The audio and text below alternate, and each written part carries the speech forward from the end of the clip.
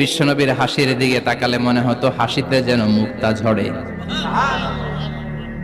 বিশ্বনবী দেখতে কেমন ছিল আন্দাজ পাচ্ছেন না মোটামুটি? এই চমৎকার দেহটা নিয়ে যখন আয়নার সামনে দাঁড়াতেন, বিশ্বনবী জোস জোস পোজ দিতেন না।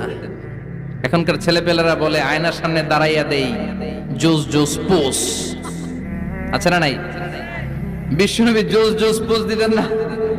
বিশ্বনবী আয়নার সামনে দাঁড়িয়ে বলতেন, আল্লাহুম্মা হাসানতা খালকি ফাহসিন খুলুকি। ও আল্লাহ, আমার চেহারাটা যেমনি আপনি সুন্দর বানিয়েছেন, আমার হৃদয়টারেও সুন্দর করে দেন। What a attitude, what an attitude! কি অ্যাটিটিউড ছিল উনার! আমরা আয়নার সামনে সেজে পড়ে দাঁড়ালে চুলকে সাইজ করি, পাং করি, স্টাইল করে, ডিজাইন করি। বিশ্বনবী সুন্দর চেহারাটা নিয়ে যখন আয়নার সামনে দাঁড়াতেন বলতেন, আল্লাহ, আমার চেহারাটা যেমনি সাদা, হৃদয়টারেও সাদা করে